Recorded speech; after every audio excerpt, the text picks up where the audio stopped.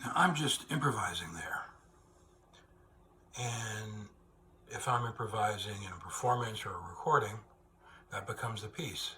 But if I'm doing it as part of my practice routine or just improvising at home, if I find an idea within the music that I'm spontaneously coming up with, I might develop it. Something like we just heard that.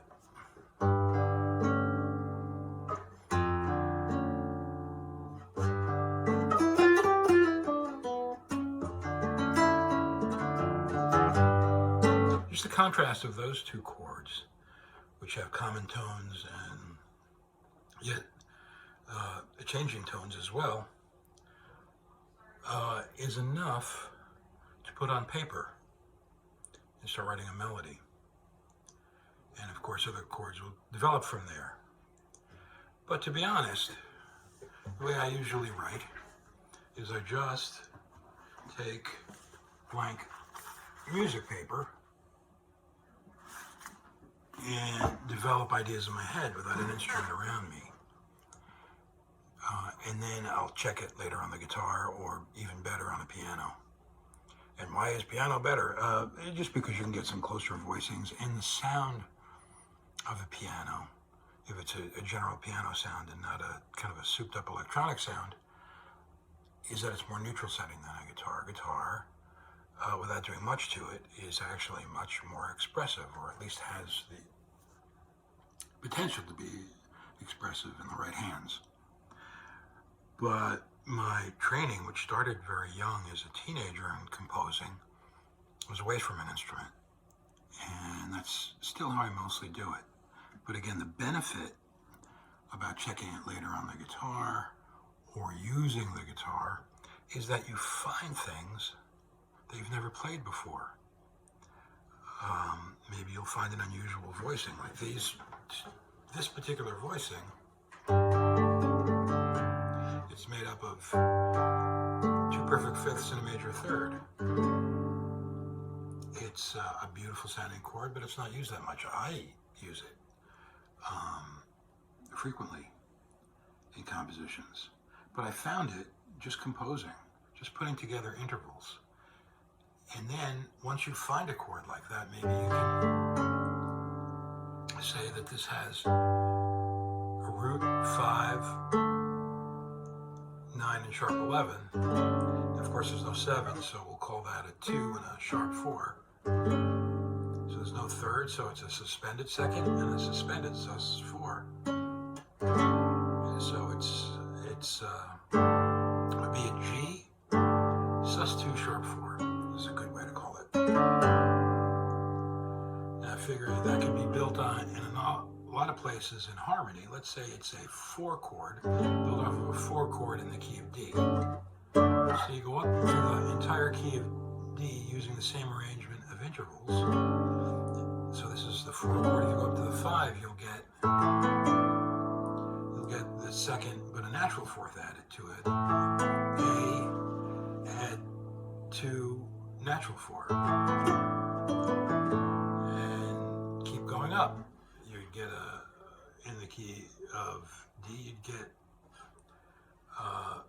a B with an added second,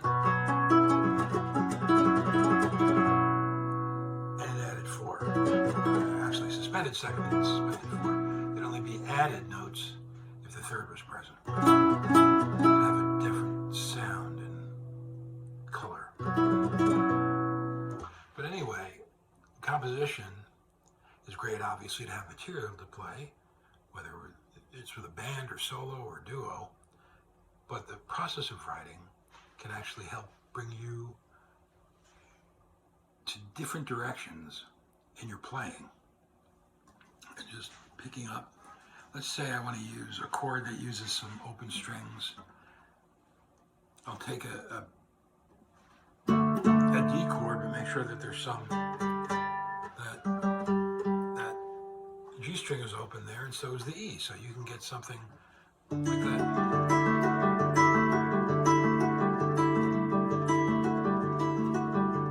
And you can move it around.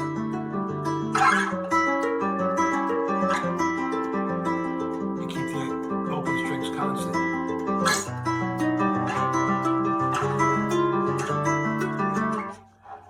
And, devise a whole system of harmony like that. So, to me, writing music and improvising music and developing harmony and melody and technique on the guitar are one and the same thing. Just like chords and scales are one and the same thing. And so I encourage everybody, however you want to start writing music. I think whether it's anything from rock musicians to jazz musicians, guitar players tend to write on the instrument, and they'll tend to find something, a riff or something, and compose from there. That's perfectly fine. Maybe you'll find, a melody that's very different from how you play, and you'll find a way to incorporate the concept behind that melody into your improvisation. Maybe you compose a melody that's like, and so instead of playing your usual, you'll have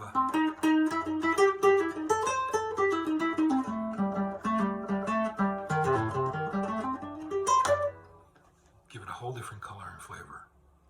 So I encourage everybody to write music and take that music and play it in the guitar and expand it on the guitar and find out how to play chords that you've never heard before on the guitar and write them. Thanks. Talk soon.